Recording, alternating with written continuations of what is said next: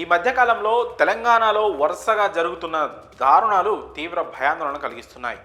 చాలా వరకు ప్రేమ వ్యవహారాలు, అక్రమ సంబంధాలు, ఆస్తుల గొడవల కారణంగా ఎన్నో నేరాలు జరుగుతున్నాయి. ఆస్తుల కోసం, పగా ప్రతీకారాల కోసం బంధాలు, బంధుత్వాలు మర్చిపోయి దారుణాలకు పాల్పడుతున్నారు. ఓ వివాహితను 2 నెలల క్రితం చంపేసి భూమిలో పాతిపెట్టారు. రంగారెడ్డి జిల్లా శంషాబాద్ మండలం రామంజపూర్ తండాకు చెందిన మూడావత్ డోలీ గత 40 రోజుల క్రితం అదృశ్యమైంది. ఈ క్రమంలోనే తన భార్య కనిపించడం లేదని భర్త పోలీసులకు ఫిర్యాదు చేయగా అసలు విషయం వెలుగు చూసింది. కేసు నమోదు చేసుకున్న పోలీసులు దర్యాప్తు ప్రారంభించారు. అయితే పోలీసుల దర్యాప్తులో పలు సంచలన విషయాలు వెలుగు చూశాయి.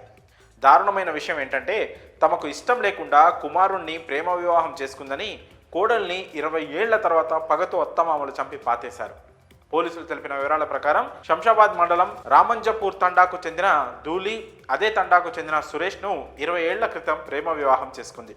ఇది ఇష్టం లేని అత్తామామలు తులసి, అనంతి దంపతులు ఆమెపై పగ పెంచుకున్నారు. గత కొన్ని రోజులుగా అత్త తులసి, మామ అనంతి సాతం రాయిలో ఉంటూ కూలి పనులు చేసుకుంటున్నారు.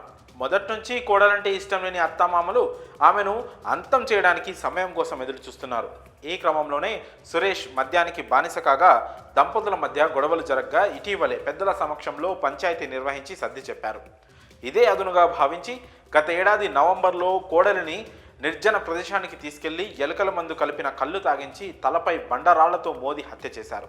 అక్కడ ఆమెను మట్టిలో పూడ్చేసి అక్కడి నుంచి వెళ్ళిపోయారు.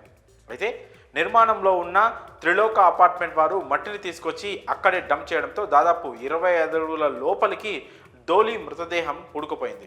అయితే తమకు ఏమీ తెలియదన్నట్లు నటిస్తూ కోడలు కనిపించడం లేదని కొడుకుతో పోలీసులకు ఫిర్యాదు చేశారు అత్తామామ.